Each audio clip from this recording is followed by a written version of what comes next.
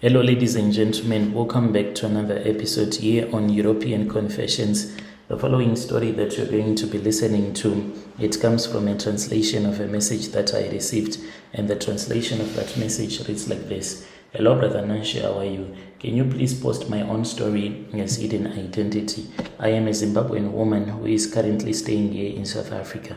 I do have big dreams and hopes that one day I'll be able to leave South Africa behind and hopefully do go to Europe. That is where I want to go to, but it seems as if I will never be able to achieve some of these dreams that I have. So when I joined this cult, there were some things that I was told by the women that are part of this cult when I was joining this covenant. Yes, indeed, I can agree that the money is good, but I was told that you can never be able to leave Africa. Rather, you will be staying between South Africa and Zimbabwe, constantly being on the move, so as to fulfill your rituals. You're always going to be moving to Zim from South Africa, performing rituals, because they are rituals that we do perform. So there is a grave in Zimbabwe where I went and I performed this ritual. It is a grave of a stranger. The man who reveals himself to me as a python. The python is my husband.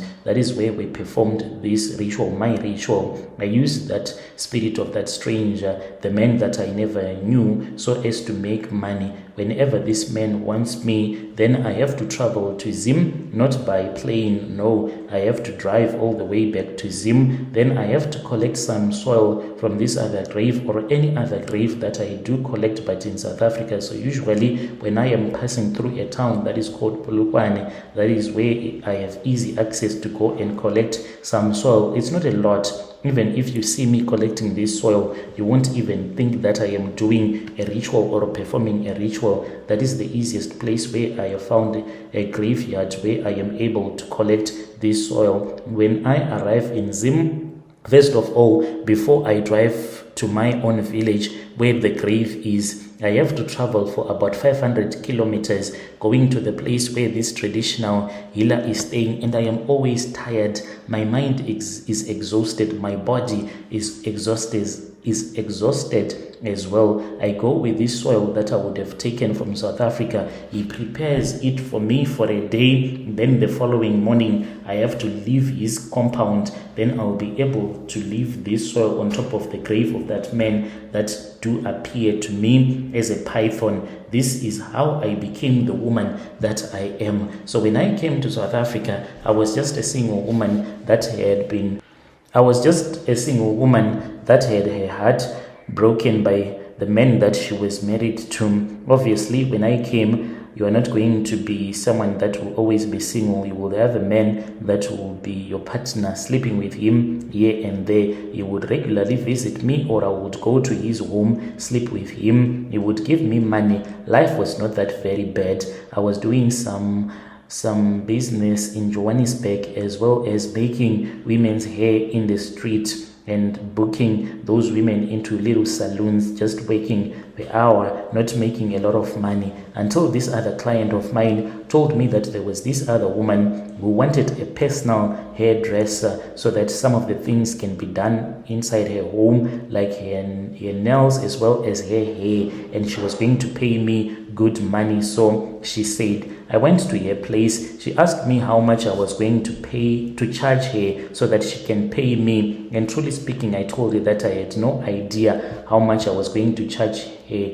After making the hair and doing her nails, she gave me money. The money that she gave me, it was more than any person had ever given me when I'll be doing the hair, which got me so excited, and I trusted treating her so good, and she would call me regularly to her place. One thing that she told me when I would go to her place, she would say, if it happens that you see things that you do not understand in my home, do not ask me, and do not pick up any money that does not belong to you. If you see any money on the floor or outside on the lawn, wherever that money is not yours. It belongs in this house. Do not pick it up. So I said, okay. What she was saying to me, it was not making sense, because I just thought that she was someone who was honest. So now I do understand that it was part of the rituals that she was teaching me. So whenever I would go to her home, I would notice that there were things that were quite strange. Sometimes she would say, let me go and answer this call. She would go and lock her up maybe for an hour or more than that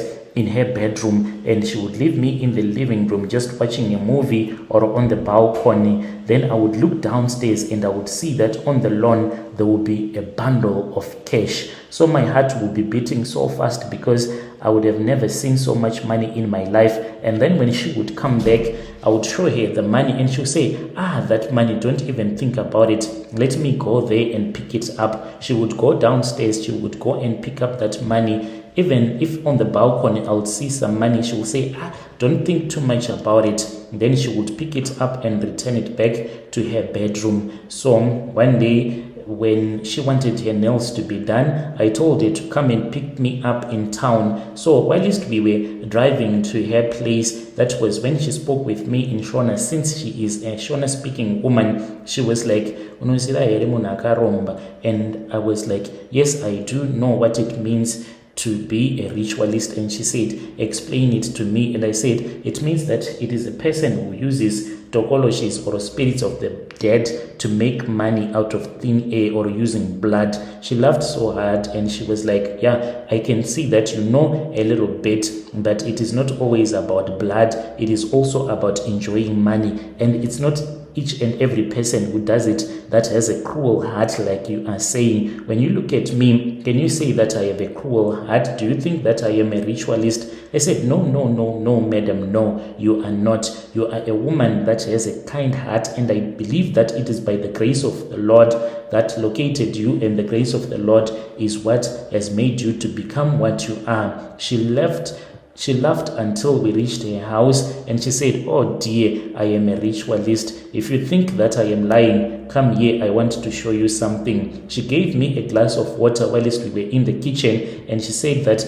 I want you to drink this water and let's see what happens. So this water, it tasted really bad. Like, you see, if you take meat and you remove it out of the fridge, you leave it out there, it will start to have this taste that it is no longer fresh. So that is the kind of water that she gave to me. It was not tasting fresh. It tasted somehow. And when I wanted to vomit, because it had a funny smell to it, even though she had taken it straight from the tap, she just poured it from the tap, but yet it was not fresh. She said, oh my dear, if you knew the kind of an opportunity that I am about to give to you, you were going to force this water down your throat. So I did that and I forced it down. She told me to hold my nose and I was not supposed to vomit. I drank the water whilst I was holding my nose. She then said, come, follow me. We then went upstairs, and when we were upstairs, she then took me to this other little room, a very beautiful one with a very beautiful bed in the middle, not much in that room. She said, this is the place where I speak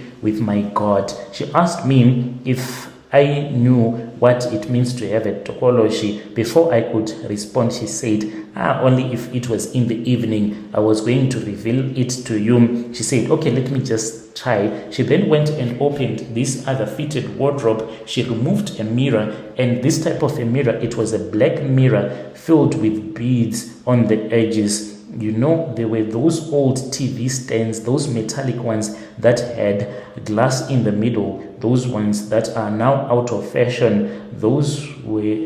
That was the type of a glass that I was now holding, that she had given to me. She said to me, look into the mirror and tell me what you see. The first time around, I was surprised because I did not even see my reflection in the mirror, not even anything. She came and she blew at my eyes and she said, look again. When I looked, I saw a snake that was moving around.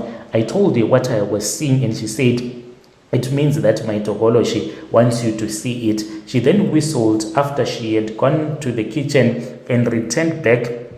She was holding a small packet of sorghum. It is an instant Movite porridge that she prepared, and she placed it onto the floor, and this snake appeared and started eating that Moabite porridge. Then after that, she explained a lot of things about me, how she became a ritualist, and she said, if you want the same thing to happen to you, I can help you. So Brother Nash, I then chose that it was far much better for me to lose the life of my daughter, for me to enjoy money. My daughter passed away when I was returning back to Zim. That was when I was told that I was supposed to take some soil from the grave. God refused for us to take this soil here in Gauteng. So as we were driving towards Zim, when we were parked in Polokwane at this other small service station, me and my friend, we just got out of the vehicle so as to refresh and to stretch our feet. We walked maybe for about 5 minutes. To our surprise, on the left of that small garage, that was when we saw this other grave. It is there almost in town. And when we looked at it, we looked at each other and we said, this is the work of the Lord. Look, can you see that grave? We started walking and walking. It was somewhere around 10 a.m. when we arrived in that small town of Polokwane. And then as we were walking, we were looking for an entrance just by the robot. That was when we got into that graveyard, and we started walking inside that graveyard as if we were just some locals looking for the grave of their relative. We found one and we picked some soil, placed it in a small plastic, even though there were people moving around the grave, because there is a little shortcut that people they use. So that is how we use that advantage of just taking soil from that grave. And then we returned back to where we had left our car at that small garage, and then we drove off to Zim, and then we went to that traditional healer. The rituals were done before I could even go and attend my daughter's funeral. I just had to lie to them that I had a breakdown along the way. On my return trip, I was told that I was going to be in need of a business which can keep the money flowing. So I started my salon, and then I started this salon in an upmarket neighborhood. That is where I operate from. People, they do come to me, and I have people that are working for me. As for me, I just sit at home waiting for my money. The painful part is that these rituals, they are never ending. I feel that I am exhausted. I am tired.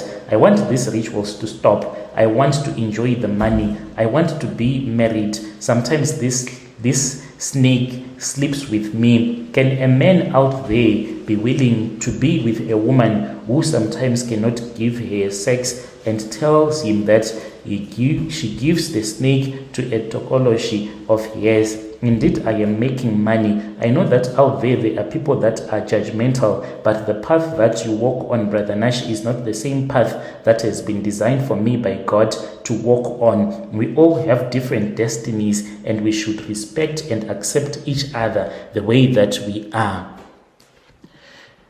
Dear listeners, right there was a message that was sent to me by one of our dear sister right there. Strange things indeed, they do happen in this world. Can you just imagine? Let us talk about this issue in the comment section.